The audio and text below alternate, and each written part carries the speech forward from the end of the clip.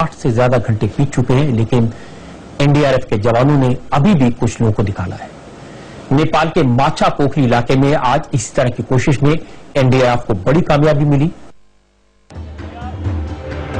नेपाल के माछा पोखरी में मलबे के बीच जिंदगी की तलाश पूरी हुई। दिल्ली से आई एनडीआरएफ की टीम को 50 घंटे बाद एक ऐसी महिला मिली जिसकी सांसें चल रही थी, धड़कन अभी बाकी थी। उस महिला के हौसले और एनडीआरएफ की मेहनत ने मौत को पीछे धकेल दिया। मौत की आशंका और डरे चेहरों पर 3 दिन बाद पहली बार खुशी छलकी। के छन् अरू जेठा छोरा जेठा बुहारी बुढा अनि यो बच्चा छ भित्र।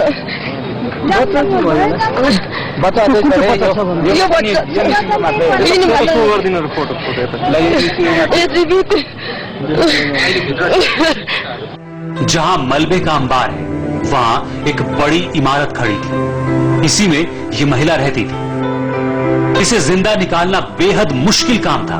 चारों तरफ कंक्रीट का मलबा बिखरा था। एनडीआरएफ की टीम कटर और दूसरे औजारों के साथ डटी रही। हाथों से मलबा साफ किया गया ताकि महिला को बाहर निकालने के लिए जगह बनाई जा सके। एक बार जगह बन जाने के बाद सावधानी के साथ महिला को धीरे धीरे बाहर निकाला गया। महिला जैसे ही बाहर निकली, जिंदगी बचाने की खुशी सबके चेहरे पर फैल गई। सबने तालियां बजाकर एक दूसरे का हौसला बढ़ाया। हमको जैसे इन्फॉर्मेशन मिला था कि वहाँ पे एक लेडी 2 स्लैब्स के बीच में फंसा हुआ है, तो इनिशियली हमने उन दोनों स्लैब्स को स्टेबल किया और उस लेडी को लाइफ सेविंग मेडिसिन देके उसको स्टेबल करके बाहर निकाला। महिला को तुरंत फर्स्ट एड दिया गया, फिर एम्बुलेंस की मदद से अस्पताल पहुंचाया गया। हजारों मौतों के बीच एक जिंदगी जीत गई। के छन् अरू जेठा छोरा जेठा बुहारी बुढा अनि यो बच्चा छ भित्र। इस तरह की कामयाबी से एनडीआरएफ के जवानों का हौसला बढ़ा है। मलबे में दबे लोगों के जिंदा होने की उम्मीद बंधी है। रेस्क्यू ऑपरेशन करने वाली टीमें धीरे धीरे हर इलाके में पहुंच रही हैं। आपको दिखाते हैं कामयाबी का एक और ऑपरेशन। काठमांडू के दूसरे इलाके से भी एक ऐसे शख्स को बचाया गया जो 48 घंटे से मलबे के नीचे फंसा हुआ था। 10 लोगों की रेस्क्यू टीम काठमांडू के सीतापयाला इलाके में एक बिल्डिंग के अंदर राहत बचाव काम को अंजाम दे रही है। तुर्की से I search and rescue operation की इस टीम को पता चलता है कि लाशों के ढेर के बीच एक शख्स जिंदा है। पता चला कि यह शख्स भूकंप के दौरान ही इस मलबे में फंस गया था, यानी करीब 48 घंटे से ये यहाँ मौजूद था। फौरन उसे बचाने की तैयारी की जाती है। ये जाबाज जवान अपनी कमर में रस्सी बांधकर नीचे की तरफ पहुंचता है। 2 साथी उसकी मदद करते हैं। काले रंग की तार के सहारे वो बेसमेंट में पहुंचता है। स्ट्रेचर तैयार है। नीचे अंधेरा था, इसलिए रोशनी वाले हेलमेट पहने हुए थे। अचानक बिल्डिंग के नीचे से कुछ आवाज हरकत हुई। नीचे से 2 सुरक्षाकर्मी एक नौजवान को बाहर खींचते हैं। उनकी मदद के लिए 4 और जवान आए। युवक को पहले पांव की तरफ से, फिर हाथ और सिर की तरफ से पकड़कर स्ट्रेचर पर लेटाया गया। जरा देखिए, ये युवक पूरी तरह मिट्टी में दबा हुआ था। मलबे में दबे होने की वजह से ये अपने हाथ भी नहीं हिला पा रहा था। लेकिन राहत की बात ये थी कि जिस वक्त इसे बचाया गया ये होश में था। फौरन इसे अस्पताल ले जाया गया और इसकी जान बच सकी। भारत से एनडीआरएफ की 10 टीमें नेपाल में दिन रात मेहनत कर रही हैं। 6 टीम्स को भेजा गया है। इसमें एक्सपर्ट रेस्क्यूअर्स हैं। इनकी मेहनत काम आ रही है। कई लोगों ने इनकी मदद ली, उनकी जिंदगी बची। तबाही ज्यादा है, त्रासदी बड़ी है, इसलिए काम अभी लंबा चलेगा। हमारे साथ काठमांडू से एनडीआरएफ के डीजी ओपी सिंह इस वक्त है। ओपी सिंह जी, एनडीआरएफ को अभी तक कितनी कामयाबी मिली? आपकी टीम ने कितने लोगों को रेस्क्यू किया? अभी तक जब से एनडीआरएफ की टीम यहां आई है, काठमांडू वैली में उसको डिप्लॉय किया गया है। काठमांडू वैली के कुछ डिफरेंट इलाकों में उनको किया गया है जहां पे अर्थक्वेक की समस्याएं हुई हैं। और अभी तक हमारी टीम्स ने 10 व्यक्तियों को जिंदा निकाला है और 60 व्यक्तियों की डेड बॉडीज को निकाला है। नेपाल में जो अभी हालात हैं उसमें रेस्क्यू ऑपरेशन चलाने में सबसे बड़ी मुश्किल आपको क्या आ रही है? सबसे बड़ी चैलेंज, सबसे बड़ी चुनौती क्या आपके सामने? एक्चुअली अगर आप देखें तो पूरे नेपाल की जो भौगोलिक स्थिति है वो माउंटेनियस रीजन का है। काठमांडू भी एक हिल स्टेशन है और जब से हमारे माननीय प्रधानमंत्री ने एनडीआरएफ की टीम को तुरंत ही भेजने का निर्णय लिया, हमारी टीम्स यहां आ गई और हमारी टीम्स जो है अपने साथ हेवी इक्विपमेंट्स, जो भी हमारे सर्च एंड रेस्क्यू की इक्विपमेंट्स होते हैं, उन सबों को अपने साथ लाई है। यहां तक कि हम लोगों ने स्नीफर डॉग्स को भी अपने साथ लाया है और उन टेक्निकल इक्विपमेंट्स और स्नीफर डॉग्स की मदद से हम सर्च एंड रेस्क्यू के ऑपरेशंस को कर रहे हैं। सबसे बड़ा चैलेंज जो हम देख रहे हैं वो है हमारे यहाँ कि अर्थक्वेक के आफ्टर शॉक्स आ रहे हैं। जैसे कल ही संडे को 6.8 मैग्नीट्यूड का एक अर्थक्वेक आया और लोगों में फिर भय की भावना व्याप्त हो गई। लोग रात में, जब मैं यहां पहुंचा काठमांडू में, तो मैंने देखा कि रात में लोग बाहर, घरों के बाहर रह रहे हैं। होटलों में भी जो लोग रह रहे हैं वो होटलों के बाहर सो रहे हैं। तो इस प्रकार की स्थिति यहां आ गई है। लोगों में अभी भी कुछ एक आशंका है कि अर्थक्वेक की स्थिति आ सकती है और कल रात में बारिश भी काफी हुई। आज भी अभी देखिए तो अभी क्लाउडी वेदर हो गया था। तो इस तरह हमने देखा कि क्लाउड्स के कारण, बारिश के कारण और इस प्रकार की जो भय की स्थिति है उसके कारण कुछ ऑपरेशंस में कुछ मुसीबतें आई हैं, कुछ मुश्किलात आई हैं। हमारी टीम्स जो कल रात में नाइट ऑपरेशंस करना चाहती थी वो नहीं कर पाई, लेकिन फॉर्चुनेटली आज का दिन बहुत ही अच्छा रहा, सुबह का दिन, और हम लोगों ने सुबह से ही अपनी तैयारियां शुरू कर ली और अपने ऑपरेशंस को अंजाम देना शुरू कर दिया। तो चैलेंजेस तो होते हैं, हर एक ज्योग्राफिकल लोकेशंस के चैलेंजेस अलग अलग होते हैं और नेपाल सचमुच में एक बहुत ही डिफिकल्ट टेरेन माना जाता है, इसलिए यहां पे चैलेंजेस दूसरी तरह के हैं। हमें पता चला कि ऐसे केसेस आए हैं कि 9 दिन की बच्ची को बचाने में 10-12 घंटे लग गए, किसी और को जिंदा बचाने में 10 से 12 घंटे लगे।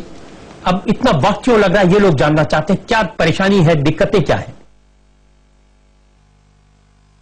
देखिए, इस तरह के ऑपरेशंस में टाइम लगेगा और पिछले 24 घंटे में जो मैंने काठमांडू शहर में देखा और काठमांडू की वैली में देखा, हमने देखा कि अर्थक्वेक का जो पैटर्न है, जो कोलैप्स स्ट्रक्चर का पैटर्न है, वो कई तरह का है। सबसे बड़ा पैटर्न जो हमने देखा वो ये है कि जितने भी स्ट्रक्चर्स कोलैप्स हैं उसका मेजॉरिटी, अधिकांशतः जो स्ट्रक्चर कोलैप्स किए गए हैं वो पैनकेक की स्थिति में हुआ है।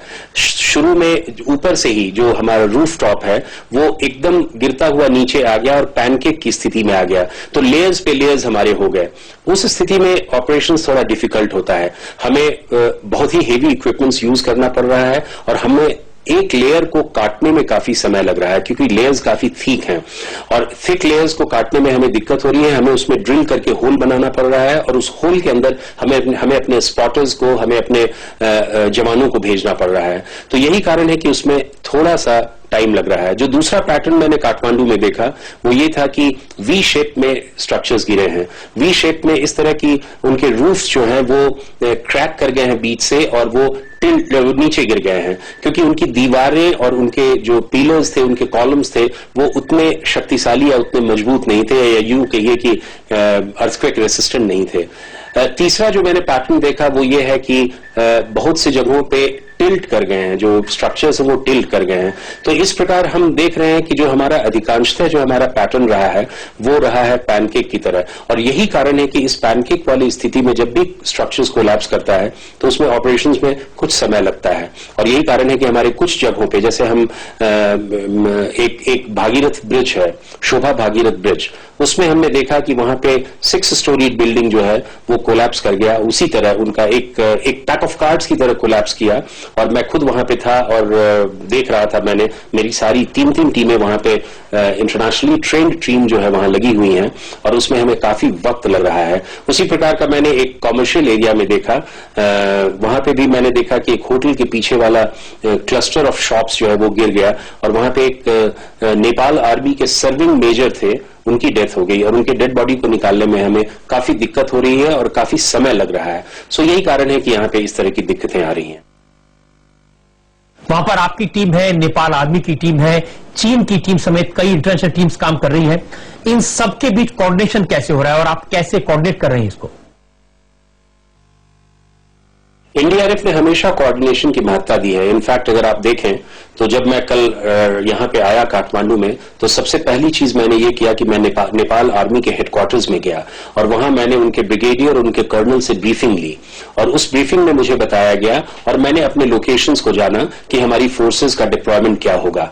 इसी प्रकार और भी इंटरनेशनल टीम्स आई हुई हैं, तो हम लोगों का कोऑर्डिनेशन बहुत अच्छा है और हमारा सारा कोऑर्डिनेशन जो है वो नेपाल आर्मी हेडक्वार्टर कर रहा है और हम लोग हमेशा उनसे निरंतर संपर्क बनाए हुए हैं और आर्मी हेडक्वार्टर पे हमने एक नोडल ऑफिसर के रूप में एक सीनियर ऑफिसर को वहां छोड़ दिया है जो वो उनसे कोऑर्डिनेट करते हैं और कोऑर्डिनेट करके सारे इंफॉर्मेशन को हमसे शेयर करते हैं। इनफैक्ट उनकी डेली ब्रीफिंग होती है और उस डेली ब्रीफिंग में हमारा सीनियर ऑफिसर वहां जाते हैं और उनसे कोऑर्डिनेशन लेते हैं। साथ ही साथ जो दूसरे टीम्स की बात है उनसे भी हमारा कोऑर्डिनेशन है। अगर जरूरत पड़ती है तो हम उनकी सहायता करते हैं, अगर उन्हें जरूरत होती है तो हमारी सहायता करते हैं। लेकिन एक बहुत अच्छी बात है कि सभी को एरियाज ऑफ रिस्पॉन्सिबिलिटी दी गई है।